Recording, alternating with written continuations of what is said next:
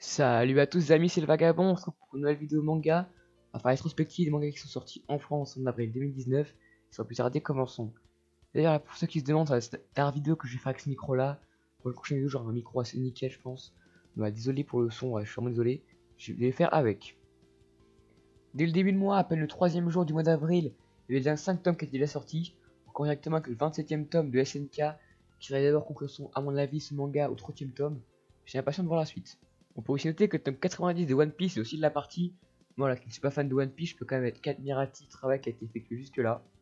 Seva Dicey continue aussi son épopée avec le tome 32. Et voilà, plus les couvertures passent, plus ce manga nous donne envie de le lire. The Promised Neverland continue son ascension au Japon. Je pense que ce sera de même en France avec le 7ème tome. Alors, ce manga est une réussite totale. Alors, franchement, je vous conseille de le lire. Il en fallait au moins non-stop. Le Heichi du de la version Uragi, c'est un 8ème tome en France. C'est pas personnellement un manga que j'ai commencé. Mais des fois, je suis du coin de l'œil pour forcer d'avancer. Pour ceux voilà, qui n'auraient pas pu lire Sunken Rock, et les rééditions de luxe sont disponibles. Le 3ème tome vient de sortir aussi le 3 avril. Franchement, foncez, c'est du délire.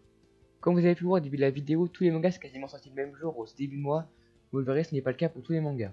On reprend ce classement avec la 18ème apparition des héros de UA de My Hero Academia en France. Personnellement, c'est pas un manga que je suis forcément, car j'accroche pas avec les personnages non plus. Mais pour ceux là, qui auraient loupé l'info, c'est pour vous.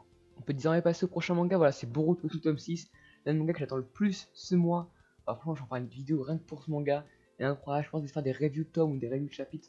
Je sais pas à quel chapitre je commencerai, mais d'accord, pas l'animé. L'animation, ça me saoule avec tous ces fillers.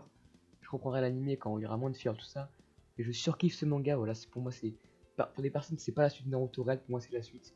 Je surkiffe Naruto, je surkiffe Shippuden, moi, je surkiffe ce manga. Pour moi, c'est de l'art. Les fans de détective Conan ont sûrement dû être contents avec son apparition de son 95e tome en France. Pour moi, c'est un manga que j'ai lu que le premier tome. Ça a l'air très très bon. J'espère que c'est aussi bon sur la longueur pour vous, les fans. J'espère que vous kiffez ce manga. Moi, ce manga, bah, je pense pas le lire avant longtemps. Et si vous me motivez comme ça, je pense le lire dans les prochaines années. Le 8 avril, puis jour mon anniversaire, on peut aussi noter la sortie de la box Kingdom, qui prend une tome 15 à 18. Mon manga, j'ai uniquement pour l'instant lu en scan. Et vu les aperçus que ça m'a donné, franchement, j'ai vraiment envie de commencer la box. Parce que ce manga me hype tout simplement. Les dessins et l'histoire ont l'air magnifiques. Franchement, faut que je pense à tout prix. Avec Boruto, c'est l'un des mangas que j'attends le plus ce mois-ci. Obseko-san, mon manga préféré qui sort sur le tome 10. Je crois qu'au Japon, le manga s'est arrêté au tome 16. Donc c'est encore, je crois, une année et demie de bonheur avec ce manga, c'est incroyable. Surtout que ce manga, c'est fait par l'auteur qui a fait One Punch Man. Parce que cet auteur-là, il a utilisé ses vrais dessins pour la publication. C'est vraiment un truc de dingue niveau humour et niveau histoire.